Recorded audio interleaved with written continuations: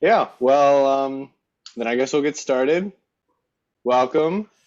This is Erik Mann, my former teacher, professor at Cleveland Institute of Music. Um, so I guess we'll start out with a little background about yourself, history with guitar, and your kind of history building your massive outreach program that's just grown into such an awesome thing. Okay, sure. Let's see. How far back do I go in my history here? I mean, Oh, whenever you started guitar. all right, all right.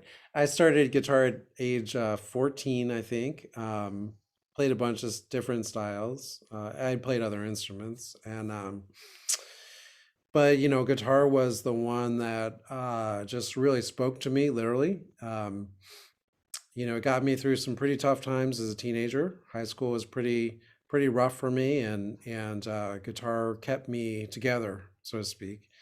Um, then I did my undergrad at Towson University, and then had a few years off where I was just doing a lot of teaching, playing a lot of gigs, restaurants, and things like that. And then decided to go back to school for grad school because what I really wanted to do, my mission, so to speak, was to teach college.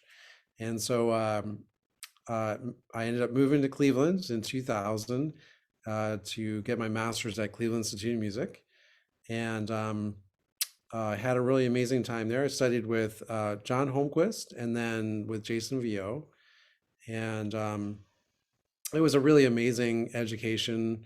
Kind of overall, um, but particularly in the guitar studio. And then when I graduated, I knew I loved the city. I just really fell in love with so many things about Cleveland. The art scene for one, and so I knew I wanted to stay here, but well, first I just started throwing my resume out there. I think I sent it.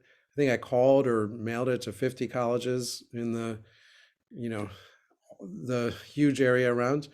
Um, uh, got a very part-time job at Cleveland Institute of Music, and got had a studio at another college, um, and uh, and was really liking that and doing some concerts locally. Um, but I also knew I wanted to do something that was just really charitable, something that was really good. And in 2009, uh, the person who was leading Cleveland Classical Guitar Society at the time moved out of town and asked me if I wanted to lead it. And a very small organization, um, no nonprofit status or employees or um, not no concert series either. Just kind of a few events here and there, and a couple $100 in somebody's shoebox, and uh, I decided to give it a shot. And volunteer. Put in a lot of work as a volunteer. Just saw kind of like the possibilities there. Um, Always from the beginning, I'll say one of my dreams was to bring the LA Guitar Quartet there. Um, Well, that to came play for true. us. Yeah, came true twice. um, and and let's see. So I started running in 2009, and it started a concert series. That first season was 2009 to 2010. It was really just local people were playing for free or close to free. And then eventually that became a ticketed series, and eventually has presented all the major classical guitarists in the world, really, and still finding great talent that to present there. Um, in 2012, after a year of preparation, we started our education program. Um, at the time, it was a very idealistic um, notion to do something like that because we had a tiny budget, and uh, I didn't really know what I was doing. But there was a school that wanted to, wanted some help building an instrumental program because they didn't have the resources um, in the city of Cleveland. And so we started with one school, and it took a few years to really get our feet on the ground and really get some successes. But when we did, they just really just started rolling and rolling, and uh, started adding more and more schools. At our height before the pandemic, we had 18 sites that were teaching at. We had close to 700 Wow. students. Um, and then, of course, the pandemic hit and we scaled down a bit. So we went to completely remote, uh, almost entirely one-on-one lessons. So we were serving about 150 students in the pandemic, which was still pretty great, with one-on-one lessons. And now we're coming out of that. I've done a lot of reflection. We don't want to we probably don't want to serve 700 students again. We're finding where our sweet spot is, probably around 250 or so. Um, and we're back and rolling in person with 13 sites. And of course, our biggest success is, as Damian Goggins, who is now attending Oberlin on a full scholarship, and he's just kicking butt. We're also doing a lot of things for equity. Um, so we've got a lot of BIPOC composers who are composing works on the professional level, and also in the student level. So we're trying to really create equity, for the classical guitar at all levels. That's amazing. It's really been awesome, even in the last few years, to watch how that program grows and brings in more teachers. And whenever I got a chance to talk to Damien or any other students, they were really, had nothing but great things to say about it. So this interview is, I think maybe I explained a little while ago, but a lot of times when I or any other classical guitarist says that, oh, I'm a classical guitarist or I play classical guitar, the most common answer is, oh, what's classical guitar? I've never heard of that before. And, I had never heard of it even though I played guitar before. And so these interviews and the video I'm trying to put together is kind of a nice intro to classical guitar. And as someone who has worked with a lot of people who, have never done music or, of course, never heard of classical guitar before, is there a way that you define or describe it to those students who have never heard of it before? Uh, hmm. Well, I want to say another great reaction is another great question is, are you in a band? Oh, That's one of yep. my favorites. Um, anyway, well, yeah, how do I describe it? I describe most people know what classical music is. They may know classical piano music, and so I define it in those sorts of terms. So I say that basically classical guitar is very similar to a classical piano, in that you can play it by itself. It's really complete in itself, and you can see a whole concert just of solo classical guitar music, and it's just enchanting and engaging, um, and also combines with other instruments like flute or violin or string quartet. Um, so I kind of approach it from that angle. Um, in that I'm trying to describe that it is classical music that's played on the instrument itself. Yeah, and if somebody knows guitar and they want to get into the guitar stuff, I talk about how it's we play finger style instead of with a pick, and essentially we've got these fingernails on this hand which are four picks, so that we can do a whole bunch of different things simultaneously. Yeah. I'm realizing as you're talking that a lot of the way that I describe it to people probably comes from how you first described it to me, in our first Okay. lessons. Did I really? Um, Well, you came in, you knew a couple classical pieces when you started. So yeah, a you couple knew. etudes. Yeah. Yeah, yeah. The Yeah. nails, the nails hadn't really sunk in for me yet. That Yeah. was a change I had to make. But yeah, Yeah. I use the same analogy that it's basically like having four picks on your hand so that you can play multiple things, on opposing strings. But Yeah. so when We, you start a new, oh, sorry, go ahead. well, I was just gonna say, I mean, in our classes, I mean, I'm not actually a teacher in one of our classes, so I don't want to, speak for them. But I think our teachers don't typically talk about classical guitar. Just, here's Oh, really? music, and we have a wide variety of music, and it's generally classical technique. A wide variety of music that includes classical, but generally don't teachers don't really talk about classical guitar that much, especially in the beginning. It's just here's guitar, like Hmm. let's play.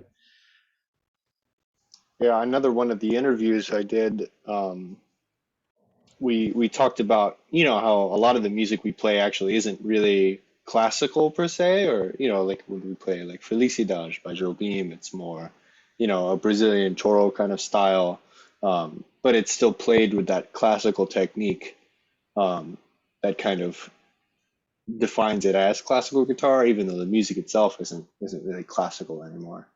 Um, but that's always an interesting distinction to make, between the music and the technique, and how it's defined. Yeah. So I when you, oh yeah, sorry sorry. again. I'm totally It's the Zoom problem. I'm totally interrupting your I'm hijacking your interview, Nolan. Well, I think that's one of the cool things about classical guitar. We do a lot of that stuff. We play a lot of Latin American music, Spanish music. And once in a while, we get something great like a Dujan Bogdanovich's, Six Balkan Miniatures. So we take all that in, and we're not terribly snobbish about it. So that's another great thing about the instrument. we're Yeah, there's certainly a lot of yeah, we're range. omnivores, I guess. Yeah. I think actually a great example of that, is through LAGQ. They in their concerts they'll play like Led Zeppelin and all these other rock composers and mix it in with traditional African folk songs, or all kinds of music. Yeah, there's been so much music they played that that just got me hooked on classical guitar. Yeah, Yeah, ironically, most of it not being classical music, but yeah. yeah. All right. So I guess the next question is, when you start a program, like a new outreach program, um, in your, or I guess since you said you weren't a teacher, if you have a student that has never played classical before, what kind of material do you normally start them on? Um, so are you talking about in or outreach classes? I mean, I can talk about how that happens in those, or are you talking about me? Oh As a, yeah, yeah, that too. okay. Yeah. Outreach specifically. So in our classes, I mean, our repertoire, it depends a little bit on the teacher, but we've got lots of Latin American repertoire. We've got Stevie Wonder arrangements, Lil Nas X. Um, Stand by Me Wow. is a new arrangement one of our teachers just did. One of our teachers actually, who's from Mexico, he's doing, I mean, a lot of stuff, including he's trying to get at least one piece from each of the countries that our students represent. We've got a lot of students from kind of Central America. Um, and so anyway, we've just got tons of repertoire, and we've got a bunch that our teachers have written. That's really great, engaging repertoire. A lot of it has kind of some pop harmonies, but also classical influence and classical technique. Um, so when we're starting, it's really just about here's music, you know, let's learn to play this. Uh, Here's what it sounds like. Would you like to do this? And getting kids,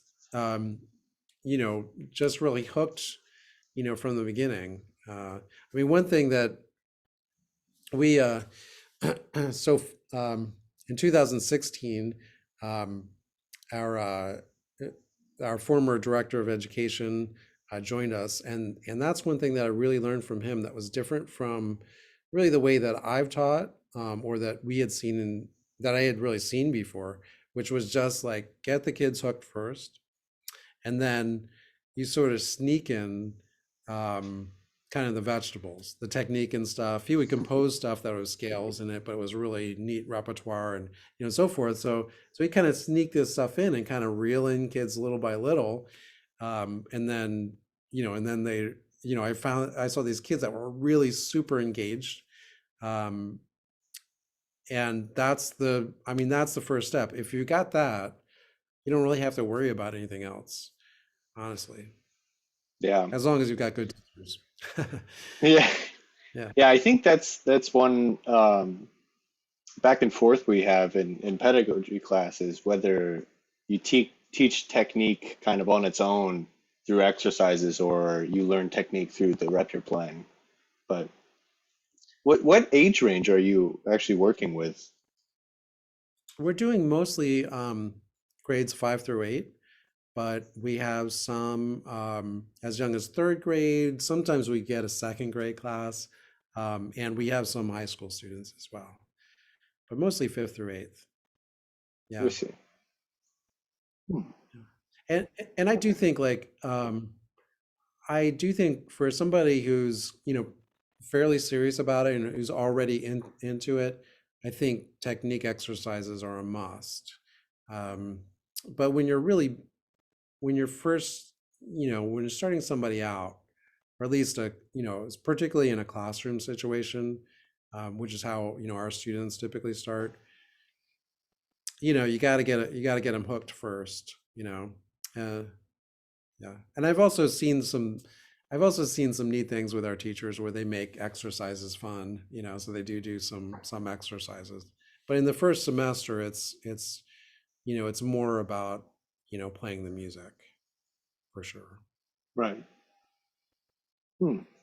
So kind of in the vein of starting out and when they first start playing guitar, they've never touched guitar before. Is one of the bigger challenges technique, or what are some challenges that you see a lot of students facing when they start out? Hmm. Um,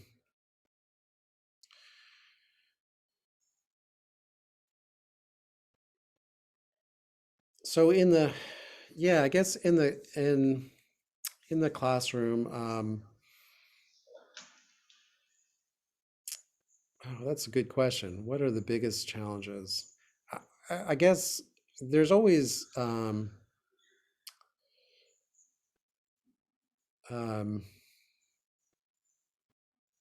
it's not always a perfect learning environment. Um, and that's something we've been working on is making the learning environments better. So, for example, so we have smaller classes that meet more times a week. Um, we've had situations where we've had, I think our biggest class was 28 kids, and it's hard to Wow. get a lot done in that. Um, but as far as the challenges with the students themselves, I mean, the approach that we're using in the beginning is ensemble playing. So it's really about, learning to play together, learning to make music together. Um, you know, our teachers have composed and arranged so much music very um, that's easy in the beginning, that's accessible, um, where kids can really focus on making music and making things musical in the beginning, where they don't have to worry too much about technique, um,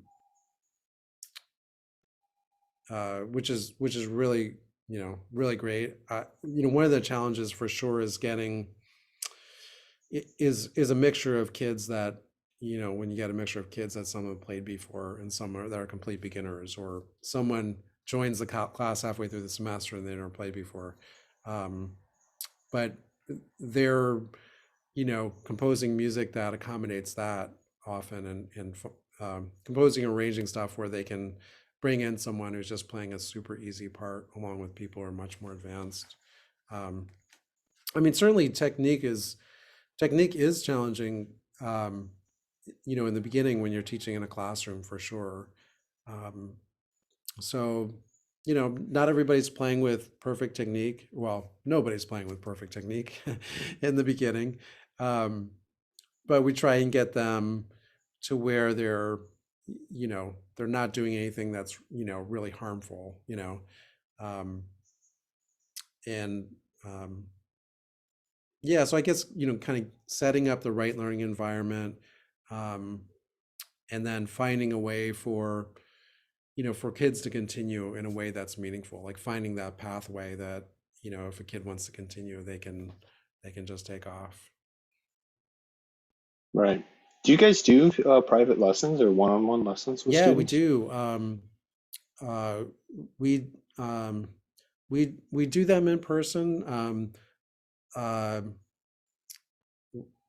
we we've done things where, like, a kid will get pulled out of another class and have a private lesson during the school day. Um, we've done them after school. Um, since the pandemic, we launched our virtual Guitar at Home Academy. So their students are taking lessons over Zoom, and that's worked really well because um, it removes a lot of the barriers that kids have with transportation or staying after school or getting out of another class if they've got work to make up and things like that. It's not ideal, of course, for learning, but it does remove a lot of those barriers. So yeah, I've got a bunch of students who are learning remotely. Right.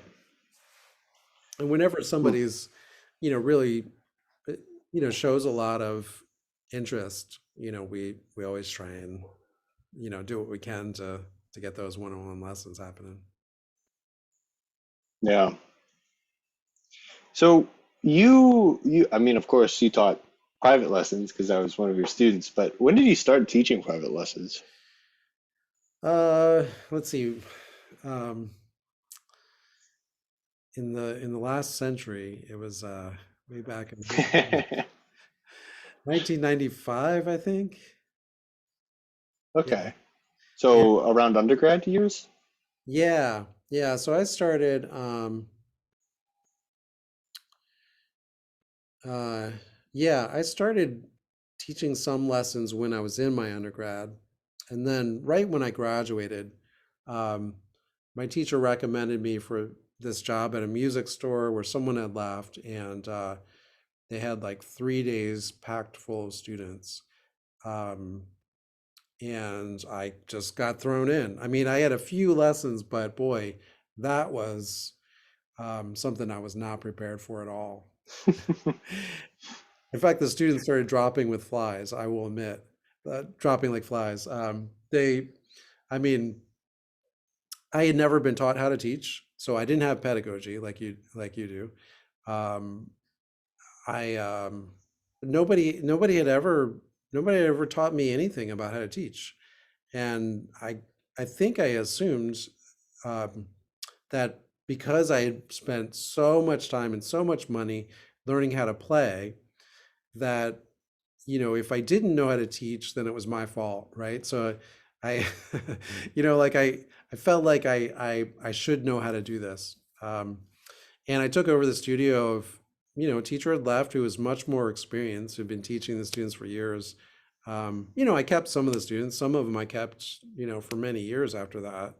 Um, but there was definitely a big drop off, and it was I mean, even something so simple as, they were all half-hour lessons. So, keeping track of half-hour lessons and managing my time, when there are, 10, 12 students that are back to back, I had, you know, that was challenging Yeah. because I Yeah. love to teach and I'd go way over and then everything would get screwed up. Right. So, yeah. Huh. And students of all So how levels, did you, all styles. right, Yeah. right. How did you move from, I mean, of course you started teaching that far before you had the outreach idea. But how did you start the outreach? Like, what gave you that kind of inspiration or mission to make it such a program? Yeah, so I think if my memory serves me correctly, um, I probably got the idea from Austin Classical Guitar. Um, so right, just by coincidence, right as I started leading the organization in 2009, um, uh, like a friend had sent me forwarded me an email from somebody else or from Matt Hensley about a book that he had coming out. And I thought, huh, okay, I'll check this guy out. So then I checked out Austin Classical Guitar Society, they were called then. And I just was, floored, looked at their website, all the stuff they were doing and connected with him. And he's been a mentor of mine, you know, uh, ever since. And a really super generous person. And I'm sure I got the idea from them because they were doing outreach. um, and then I knew that I just wanted to do it. I just knew it was something that we had to do. So I contacted. I talked with some colleagues, and one said, "Hey, there's a school that they're interested in starting an instrumental program. Why don't you talk to this teacher at the school?" And that's how it happens. Right. Yeah. Yeah. So for these kids and, Damien and yourself too, as you mentioned in high school, guitar was a great kind of guiding post for you. But how have you seen classical guitar and learning music affect these students? Well, I mean, um, uh, I've seen some pretty incredible things, over almost a decade of doing that. Damien's obviously got a really incredible story, and he's told that on the news, nationally and locally. Um, uh, you know, I don't want to speak for him, but I guess he's told this story himself and about how transformative this has been for him. Um, Damien's also the only student that I've taken through our program on a regular basis, like as a um, as a regular student, and Damien's transformed me as well. Um, I there's hardly a time that I talk with him, that I don't come away completely inspired. Even when he's going through really tough times. Um, I've seen some amazing things from other students. We had one student who was had severe emotional problems, and to the point where he was not engaging with the class at all. He wasn't even in the same part of the classroom. He was just kind of completely shut himself off from everybody. And by the end of his first semester, he was playing along with the other students and became one of the best students in that class. And he stuck with the program for a few years. Um, One of our students was um, just saying that music is everything to him, and he's kind of um, he's been with us for a few years too. He's pretty young, um, and boy, that's pretty incredible to hear from someone like that. Um, I don't know. There's so many stories. I remember I remember this one student who was just off the wall, um, wild in the classroom. I mean, the sort of disruption that you just don't it's like um, fortunately I haven't seen that kind of disruption in a while. I mean, he was just completely wild, and he I remember one day he paired up with another student, and um, there was another student that was having difficulty learning to read music, and he sat down and helped this student learn to read music, and and I sort of realized that this kid, I mean, who knows what else was going on, but I think he was in part a little felt a little threatened because he wasn't learning the instrument as quickly as some of the other kids. Um, the actual playing aspect wasn't coming as quick. But when he started teaching this other student, how to read music, helping him out with that, that really changed things. I mean, not that he was a perfect angel after that, but um, things were a lot better. And I think he felt much more, I think initially he felt like, hey, if I don't try this, you know, nobody can say I'm bad at it. So if I just, you know, pretend it doesn't matter to me. But by the end of the school year, he was really engaged in playing guitar, you know. Yeah, that's really it's an awesome program. I know everyone, at least all my professors and everyone at USC, they're always in awe of how great it's become, and Cleveland's kind of like this amazing hub for everything that's going on. So you Really? work with a Oh. lot of you work with a lot of young students, but one question I've been asking people is, do you think that you could ever be too old to start learning classical guitar? Well,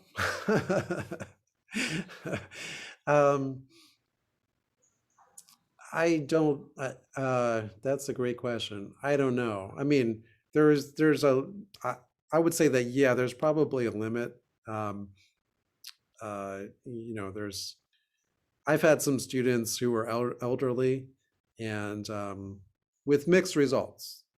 So I'll say that, or at least maybe that's it, that may be more a defect in my teaching, though. maybe you know, maybe you need a teacher that knows how to teach elderly people. So I mean, we're talking about people in the 70s and 80s, Right, who are right. starting out. But, Where but I've certainly dexterity had becomes an adults. issue. Oh, for sure. Yeah, yeah. I've certainly have had adults that have started playing, middle aged or later, and have done pretty well. Um, so so I think basically, no, it's not. It's never too late, but never. That's not a completely true statement if we want to take it very literally. Right, right. Yeah, I assume maybe a little less than language developmentally, but there is a nice period where, you soak up things really quickly as a young person. But Yeah, I so mean, absolutely. Yeah. yeah. So I mean you've clearly, I mean, you went through undergraduate and graduate school studying classical guitar, and you've made an amazing career out of it. But what are some, like, if you have a student like Damon who's very engaged in it, and they're like, you can study this? Like, what would I do with my life if I studied this? So the question is, I'm also asking this question as a current classical guitar student. well, one of the things that I love about guitar, um, whatever style, is you got to be an entrepreneur. You got to think outside the box a bit. Um, so obviously, there's teaching, right? So that's teaching lessons is the primary way that um, most guitarists make their living, for sure. um, and there's good places to do that. My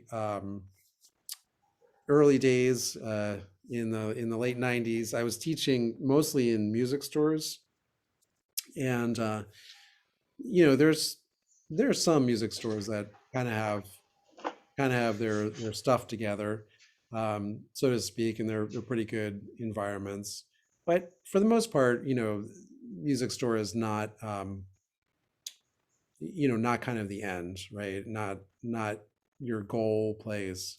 Um, in Cleveland, we have, a lot of nonprofits like um, the Fine Arts Association Willoughby, Beck Center for the Arts, Music Settlement, and so forth, um, which are, you know, much better learning environments in general. Those are really, really neat places to teach. I've taught, a bunch of those. Um, we didn't seem to have those in Maryland, at least I wasn't aware of them.